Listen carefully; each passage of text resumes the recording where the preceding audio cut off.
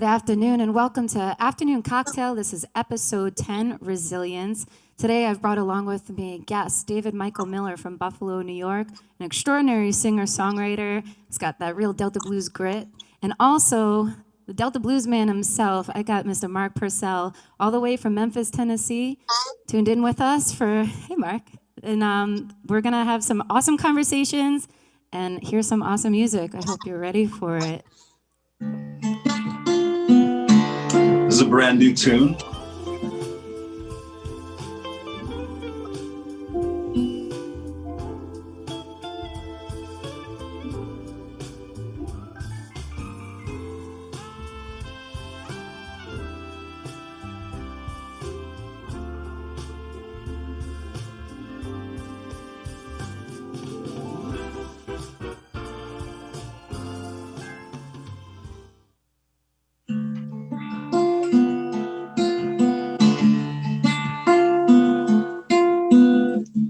Hello, I'm David Michael Miller from the band Miller and the Other Sinners.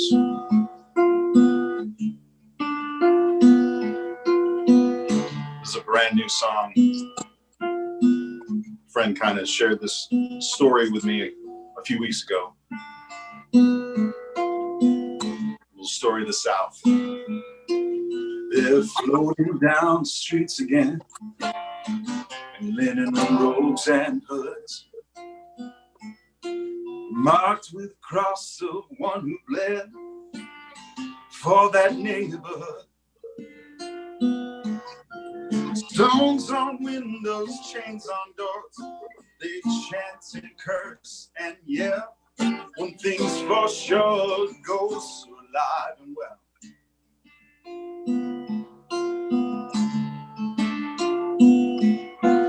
They're marching down the streets again, fire in their hands,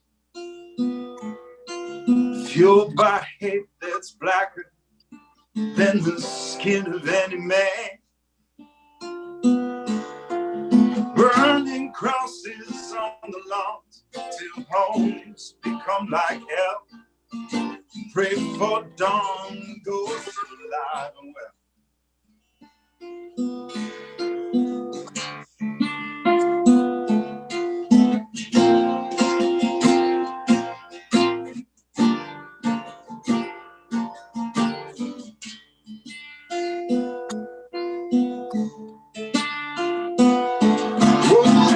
Rushing down the streets again, go quick, hide in the tub. While the children run in fields and swim in country clubs. Teach a child just what to feel and the price if they rebel. They'll drink their tears, ghosts alive and well.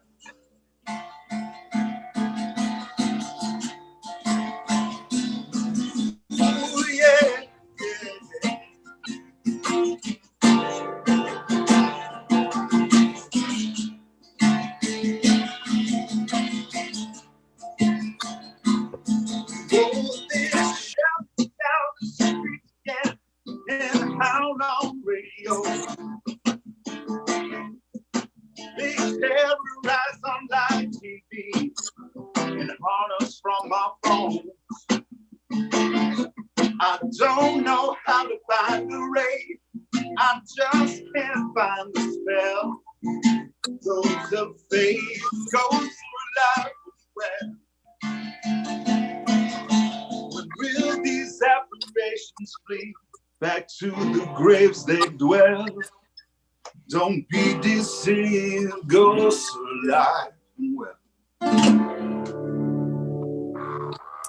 Mr. David Michael Miller, what a pleasure to have you back here on an Afternoon Cocktail. So David and I had met at the original Afternoon Cocktail series probably about 6-7 years ago, and you had just released your first album at that time, and I was introduced to you by Tim Maslin, correct? Yeah, Tim and Chuck, yeah.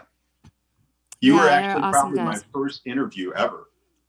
Really? Yeah, I think so. It's so amazing, like, to see.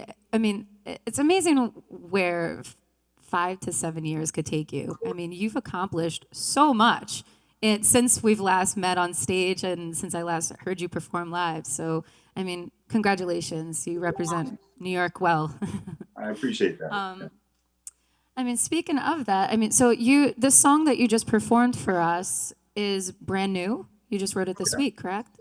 It's just a couple weeks old. I actually just recorded it here in my home studio because what else do we have to do right now but to do stuff? Very true. But a friend of mine told me this story that a friend of hers had talked about growing up in the South and some things that she experienced as a young African-American girl. And you know, the song just popped out. And so, yeah, so this is the first time I'm really kind of playing it for everybody. Awesome. Well, aren't we privileged to have you perform it for the first time here? So thank you. I mean, so you're no stranger to the South. You spent quite a bit of time down there, and your beginnings. I had read that you had an internship in Nashville. Could you tell us a little bit about what that was like?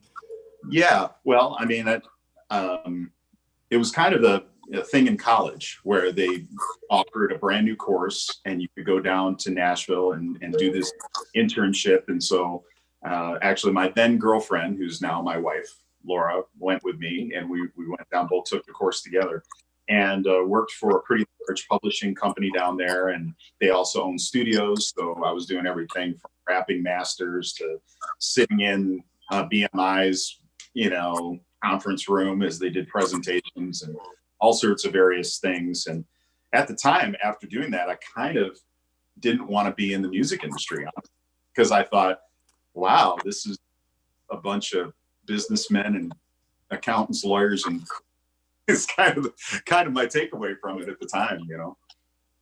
So what changed your mind? Well, I'm still not sure that I'm in the industry. I mean, I'm certainly making music and I'm doing it independently, but the industry is kind of another animal. And of course, doing it in my 40s, you know, starting my career, you know, officially in my 40s, there's not a lot of record companies that are really looking for fresh, hot 40-year-olds to put on their, you know, now I'm almost 50. So, yeah, so I kind of ended up doing it myself, but it was for the love of music. It was, that's why I decided to go full time. I kind of had a career change doing music part-time for many years. And that's when you met me, was doing Poison Sipped record. And, you know, after doing that with the Campbell brothers, they really encouraged me. Carlton Campbell really encouraged me to get that album out there. And that's what really pushed me. And it was just for the love of music. So it's so interesting to me that you kind of came into, it seems like you've done quite a bit of flip-flopping in and out of, you know, your passion for music always was there, but you've kind of turned away from it. You had your own IT business for a while, right? Yeah. And then so you kind of like turned away from music, you came back to it, and now you're back stronger than ever. You know what I realized too? I guess we're at such a different time right now in industry-wise. You see so many indie artists pushing forward, and you know, with technology and how it's constantly developing, and for people like myself, you know, aside from you know, like everything that I've done, like self tours and you know, just you could really get your music out there in a way that you weren't able to do probably at the time of that you were doing this internship, right? So you've just absolutely witnessed, yeah. I mean, you've witnessed a complete turnaround in the industry, which has to be pretty interesting. So it is. It's kind of both. Do you feel? Go ahead. Oh, I'm sorry. Go ahead. Go ahead. I was going to say it's kind of a two-edged sword, you know, because it's like obviously they were the gatekeepers, right? And so, you know, none shall pass. You know, it's kind of, you had to go through them. But now everybody can do it, but now everybody can do it. So now you're one voice in an ocean of voice. And so to develop your own kind of following, you know, the fan base that you need to kind of keep doing your music in more of a kind of a full-time capacity, I think you got to be extra creative. And I don't know that I've found those things. I've just the one thing I know I've got going for me is I'm a hard worker and I'm really stubborn. And so I just put those to work where my talent doesn't, always get me. Amen to that. I hear you loud and clear. So how do you feel like your time do you feel like your time in Tennessee? I mean, in recent years, you've done some blues competitions out of Memphis. I mean, do you feel like your time in Tennessee has really helped round out your sound in a way, or is that what influenced you to take on this blues route?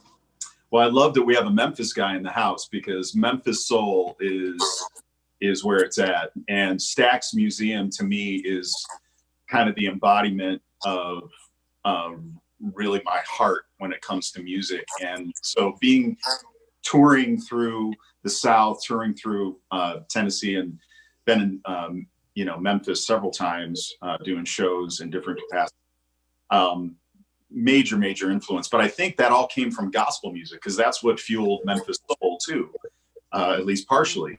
And so I grew up listening to a lot of different kinds of gospel music, but in that was a large amount of Black gospel music and Black gospel music from spirituals, and I remember loving Andre Crouch, for example. And I think that's what drew me. It's kind of a roundabout way to the blues, but I kind of came through gospel and kind of pop blues, R&B, and soul music, 70s soul music, and then found like old blues later because of grunge, believe it or not. I was listening to grunge and found a lot of grunge bands that were knocking back to Howlin' Wolf and then the Zeppelin influence in grunge. And so that took me all the way back to Reverend Overstreet kind of gospel blues and Lightning Hopkins and all these cats that really then impacted my music in another dimension. So now it wasn't just the gospel, but it was kind of like, for lack of a better word, country blues influence kind of coming into it and giving me a little bit of that. And it all made sense. And that's what vibrated the best with me, I guess. Amazing. Now, and speaking of gospel, I mean, so you've hooked up with the Campbell brothers, which is amazing. So that was not really planned, right? So you went originally to well, you originally went into the studio to record Poison Sipped, which is the very first album I met you with. This was what, 6 years ago? Yeah. So you went into the studio with intentions of recording a solo album, and you came out with this monster of a record with the Campbell brothers backing you up. I mean, how did that happen? It's crazy. I had a producer lined up for my album from the band Reign of Kindo, if you've ever heard of them. A fantastic band. And he ended up not being able to do it because he kind of went on tour.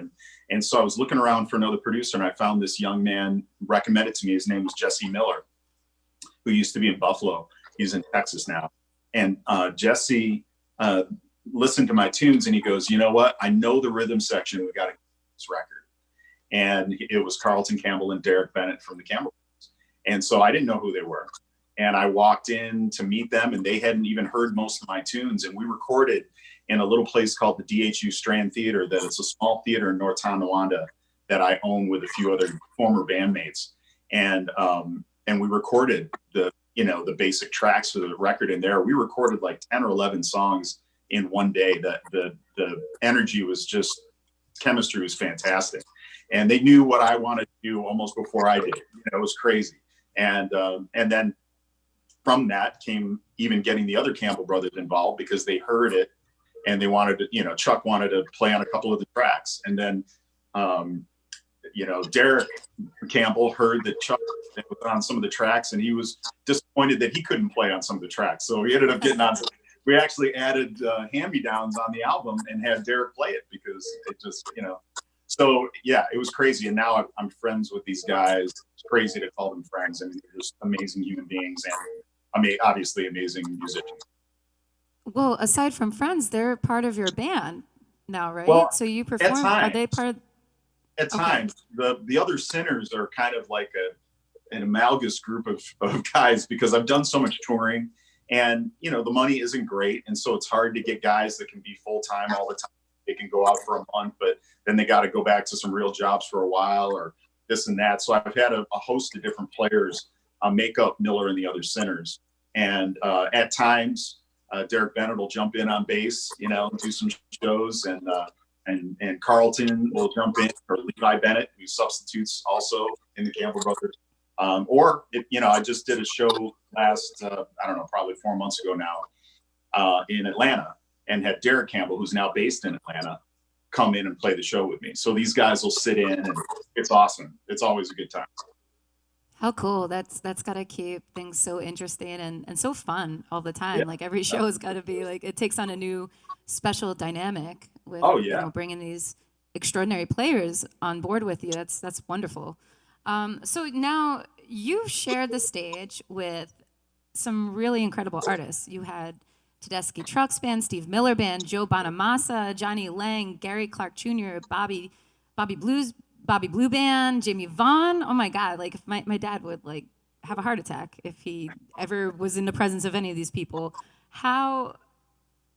I mean, if you could share the stage with anyone, dead or alive, who would it be?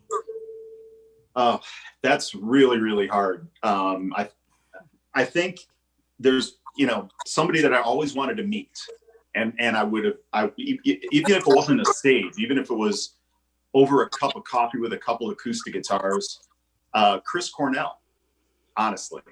Chris Cornell has always been, and he's actually, Soundgarden was a big influence to get me into the old blues because of their influences. And I really idolize him as a songwriter, and obviously a vocalist, probably one of the greatest rock vocalists of all time. So soulful. So I would love to sit and pick his brain and play some music with him. I think that would just, but unfortunately he's, you know, not with us. So to do. Yeah. Interesting. So you've, aside from Miller and the other Sinners, I mean, you still currently play with a few other bands. I saw Dive House Union and Beautiful Bones.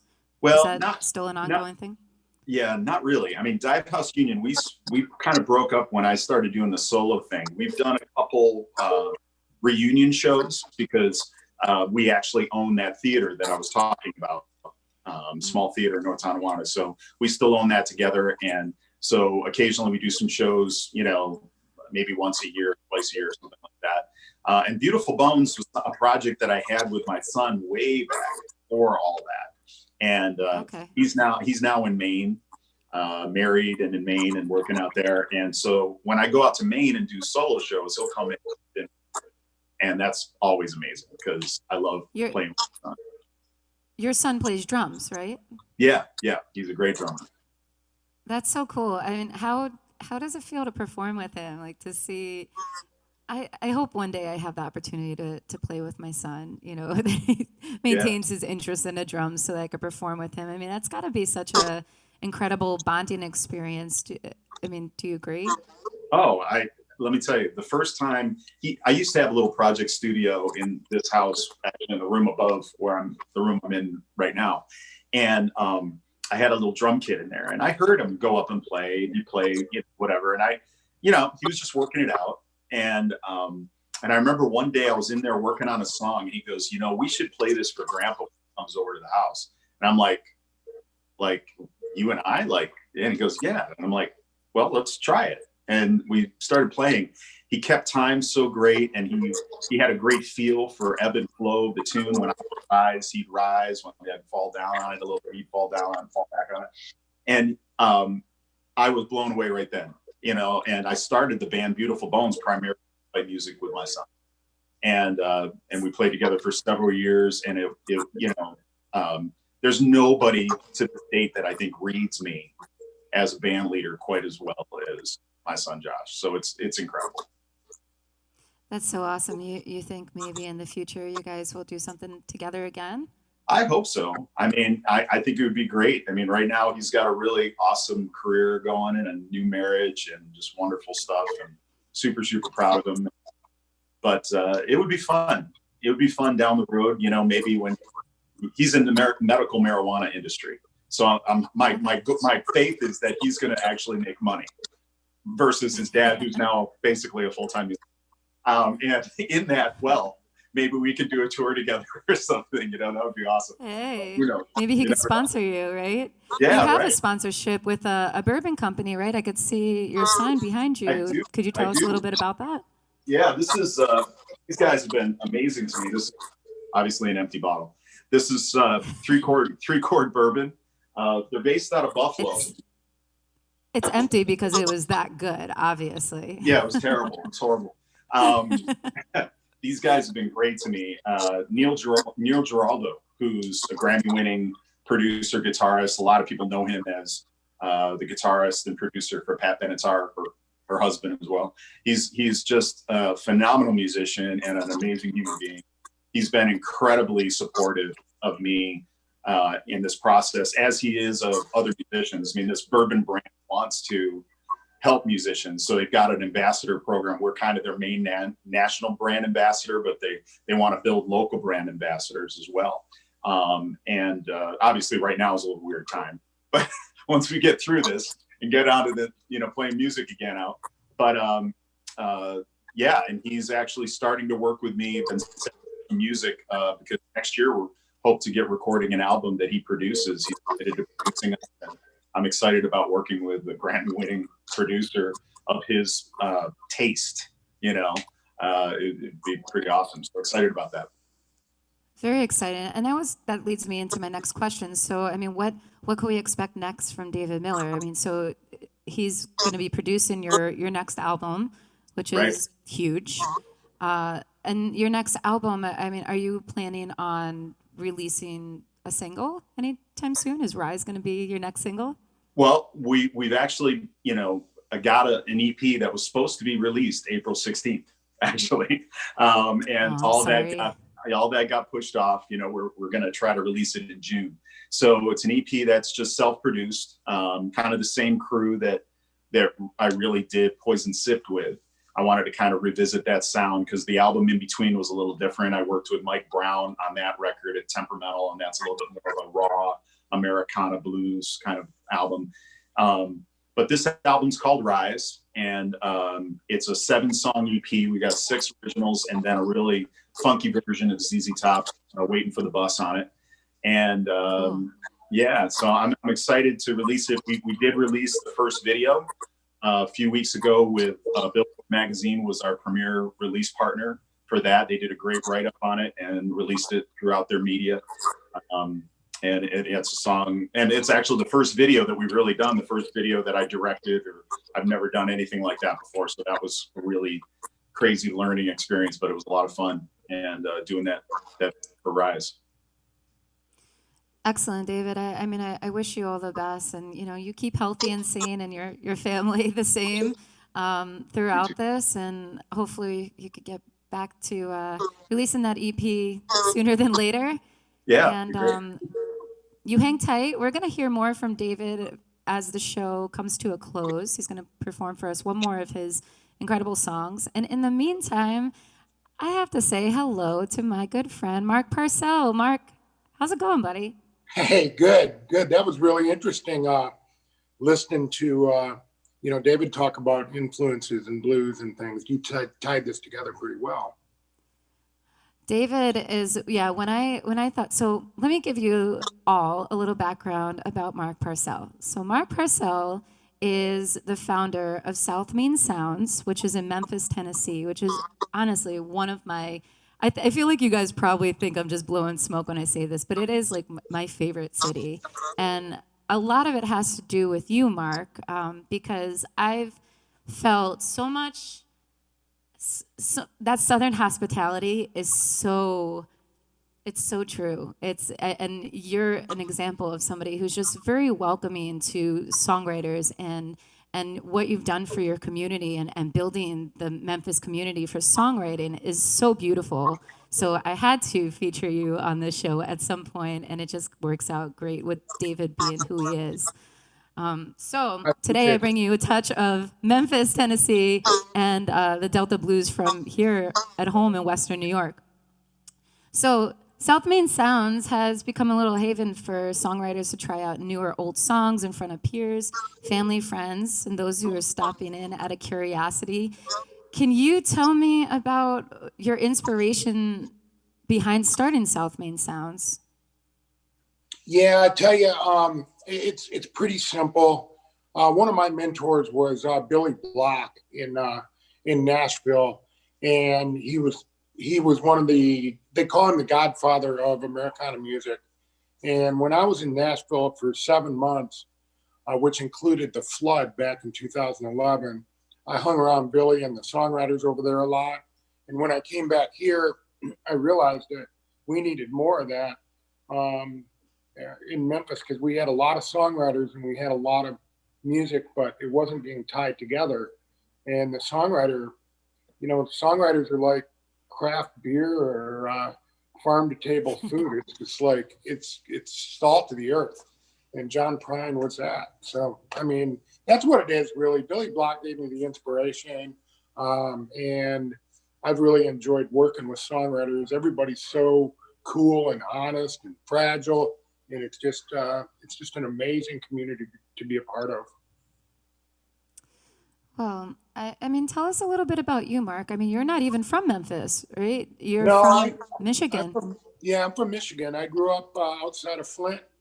My dad was a Buick dealer, and he was big into advertising and promotion, and so that's kind of where I get my flair, if you will, for promoting things. And just grew up there. I played a lot. I used to be a pretty good golfer. I played a lot of golf and worked in the TV business for about 27 years, selling advertising, producing commercials, and generally bothering people.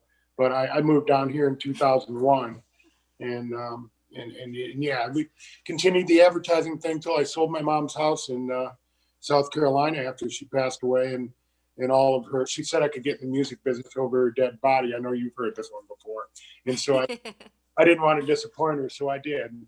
And all her furniture's in here at South Main Sounds, and so it's pretty interesting. I don't know how we're going to space it out in this brave new world, but we're going to come through this thing better than ever. That's what I'm thinking. Oh, definitely. Got to keep a positive mindset, right? Yeah, So, yeah. Mark, you play a little guitar yourself, right? So, Oh, I mean, a little. I mean, I can yeah. make it look like I'm playing guitar.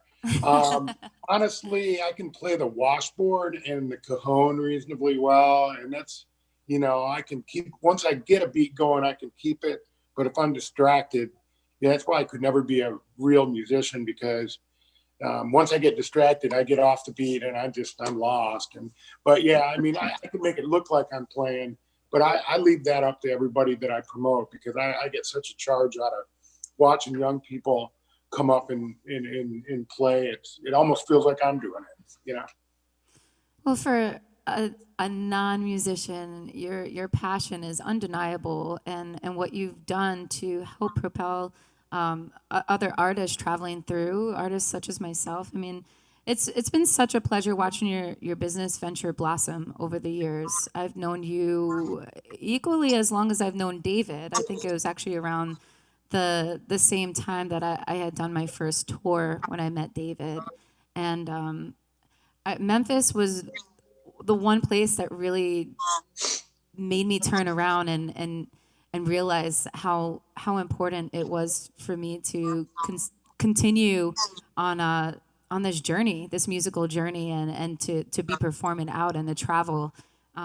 You're I mean, my fondest experiences abroad have been in Memphis. I'm so grateful for the friendships that blossomed because of my time, honestly, with South Main Sounds. I've met such a unique group of people that are so loving and compassionate. How did you round up so much support in the time? I mean, you have such great followers, and like every time a show comes through, whether or not they know who this artist is, they trust in you that you're bringing them good entertainment. How do you keep these people all on board? Well, I think in the beginning, and you'll attest to this, one of the things that we have South Main Sounds, which is a songwriter round, and then we've got 2 or 3 or 4 other venues and the farmers market. And so we can offer 4 or 5 gigs in 2 days, as you know. And once they get a taste of it, this is pretty good gigs here. And I think it is loyalty, because I have to make them believe that what I'm doing is what they want. And it's a two-way street, because I've got to deliver the stuff. But once there's so many different kinds of songwriters that once you listen to 20 seconds of an original song, you kind of know if this person is really got it going on.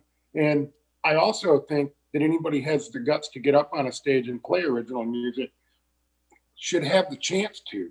And then over time, the community, the audience tells us, who comes back, who goes to this gig. And it is about loyalty. It's loyalty to me, and it's my loyalty to the audience and to the fans and to the musicians.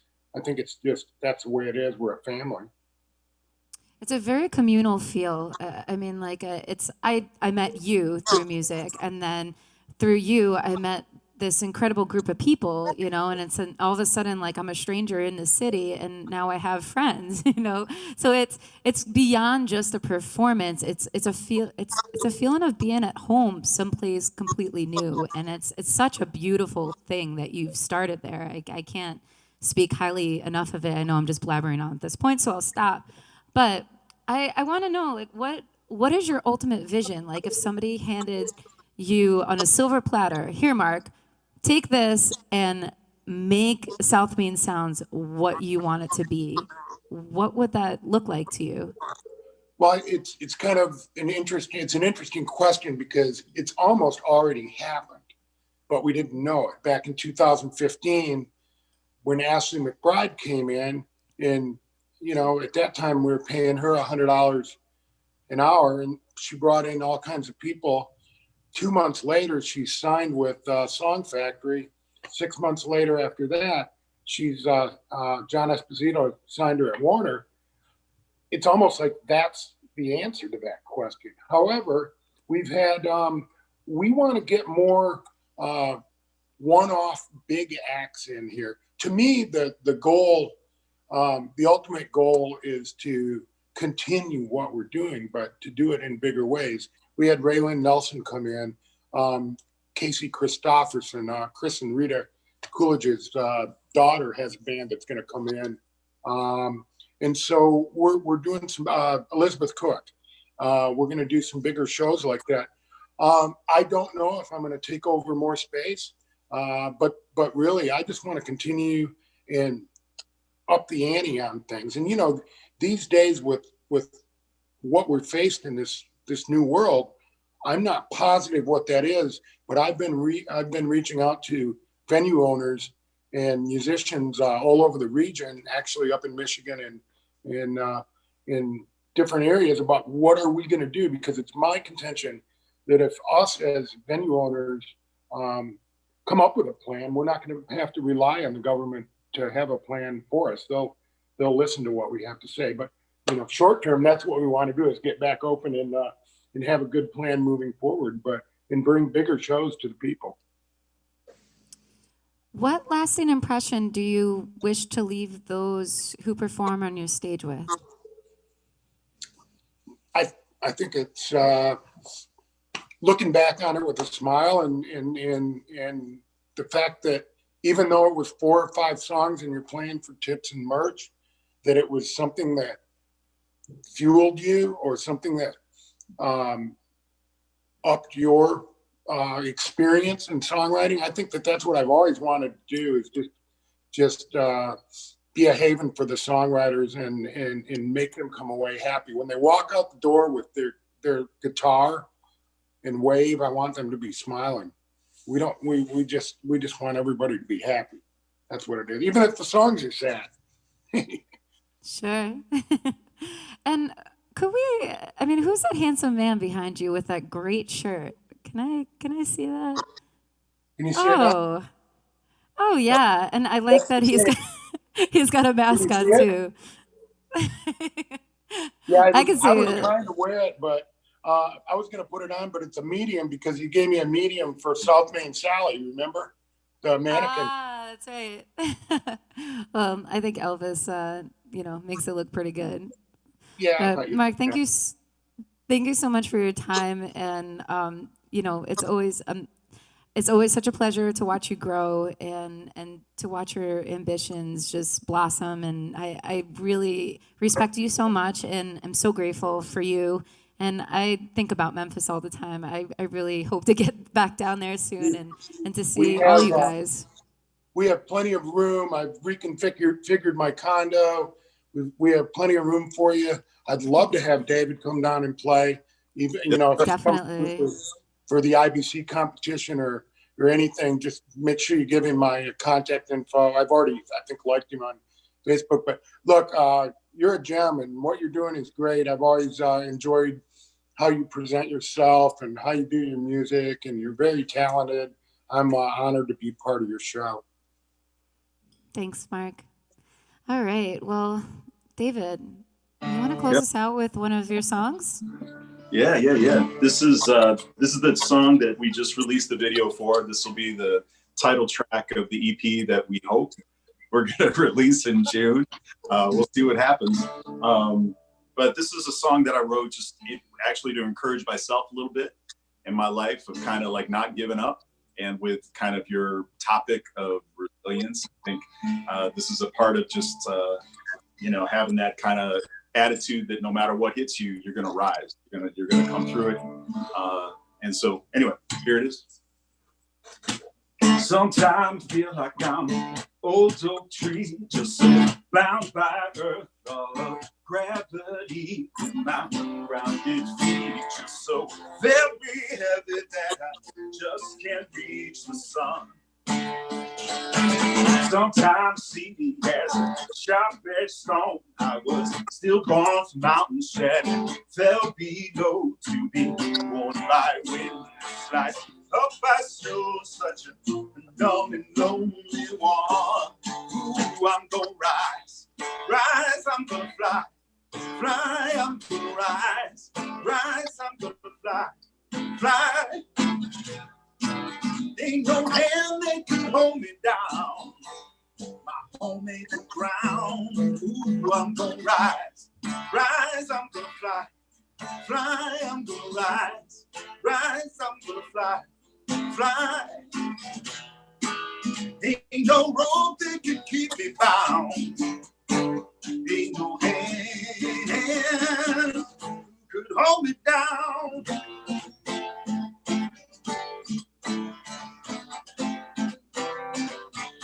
Ain't no hand.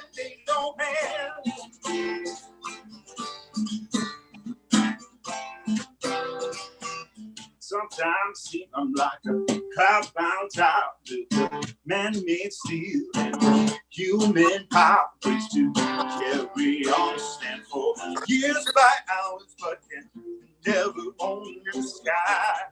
Ooh, I'm gonna rise, I'm gonna fly, I'm gonna rise, I'm gonna fly.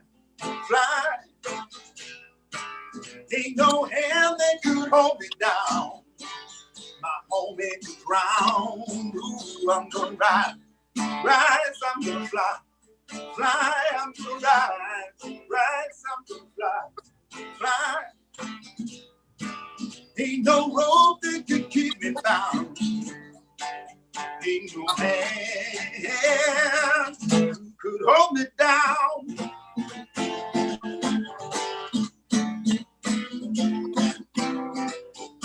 Ain't no hand.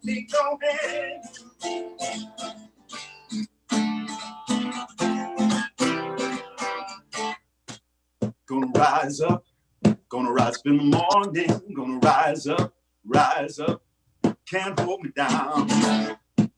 Gonna rise up in the morning, gonna rise up, can't hold me down. Gonna rise up in the morning, gonna rise up, can't hold me down. Gonna rise up in the morning, gonna rise up, can't hold me down. And what I feel it does comes and goes as summer flies and winter snows, but knowledge is as knowledge knows. Truth that goes and goes and goes and spins despite my will to plan. my feet on something firm, but I can't peel its skin out, see it bleed only, crack the fruit and plant the seed of hope, and hope will grow wings, hope will grow wings, hope will grow wings, hope will grow wings, hope will grow wings, hope will grow wings. Yeah, I'm gonna rise, I'm gonna fly. Ooh, I'm gonna rise, I'm gonna fly. Ain't no hand that could hold me down. My home ain't the ground. Ooh, I'm gonna rise, I'm gonna fly. Fly, I'm gonna rise, I'm gonna fly. Fly. Ain't no hand that can hold me down. My home ain't the ground. I'm gonna rise, I'm gonna fly. Ooh, I'm gonna rise, I'm gonna fly, fly. Ain't no rope that can keep me bound. Ain't no hand who could hold me down.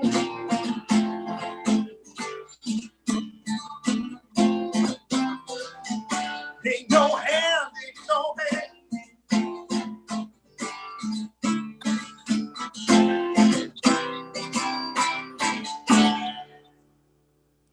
Bravo, bravo, David Michael Miller from Buffalo, New York. David, where can our viewers find and download your music? Yeah, well, you can obviously listen to us on Apple Music. Look up David Michael Miller for my first two records, or Miller and the Other Sinners for our live EP. And or you can listen to us on Spotify. You can go to millerandtheothersinners.com and find links to everything on there, Facebook and stuff too. David, best wishes and continued success to you. Good luck on your new EP when it gets released. And Thank you so much. Thank you so much, and thank you for lending your songs to today's theme. Today's theme was resilience, and as David's music beautifully lended itself to our topic, I want to leave you with a final thought. Every day we're shaping ourselves into a certain kind of someone. Positive and negative experiences profoundly affect our lives in ways which will never be the same as we were before them. Incorporating resilience into your daily routines will help prepare you to tackle and accept the next life challenge without being shattered into a trillion pieces. Illness, death of loved ones, losing a job are just among some of the extremely difficult situations that we face and that are hardest to see the light slip through. The tragedies of losing loved ones both too soon and unexpectedly, the challenges of losing a parent or someone deeply loved, the questions that arise: why the bruises? Why so much suffering? Why the trauma? Why does my heart hurt so much? Someone explain this to me. Why is this happening? Why? I get that maybe you feel as if not everyone else's experiences could relate to yours. I get that depression for some is a lifelong battle and chemical imbalance exists, and that it doesn't come and go like it does for others. Maybe this all sounds too familiar. I'm not here to state and provide any explanations. I'm not here to promise you what can't be promised. What I am here to do is to remind you that you're not alone. Even those that flash the brightest smile carry tears in their eyes. We're all going through something, have gone through something, or will go through something. What comes naturally when we feel like the world is crashing down on us are those negative feelings of lost hope and overwhelming sadness. As hard as it is to pick yourself up during these times, remember, just because you pulled the rug on life doesn't mean that life has pulled the rug from under you. The clock continues to tick, and life carries on. Sorry. So now, the real question is, when we are at our weakest, how do we rebuild our strength? My gosh, that time a month. Well, there are two things. Reframe your thoughts. Get yourself out of a negative mindset by focusing your energy on positive things that are within your control. Remain hopeful. When in crisis, it is easy to get overwhelmed. So ask yourself, what realistic steps can I take that will improve this situation? View the challenge as an opportunity to develop new strength and new skills. Make realistic plans for yourself and stick to them. Seek support. Keep people in your corner that you can trust and confide in. Discussing things with other people will help you gain strength, gain insight, and new ideas that might help you better manage the challenges that you're dealing with. Surround yourself with the support and love of those who will help bolster you up in times of trouble. Holding a positive view of yourself and the abilities that you possess. Life will continue to test our strengths and weaknesses and reveal character as life continues to press its challenges. Choose to be a fighter and not a victim. Make a promise to yourself today that no matter what happens, then nothing will stop you from finding your joy. Thank you. Big thanks to Boya Productions and to David Michael Miller, to Mark Purcell. Thank you guys for being here. And I will see you guys on Monday.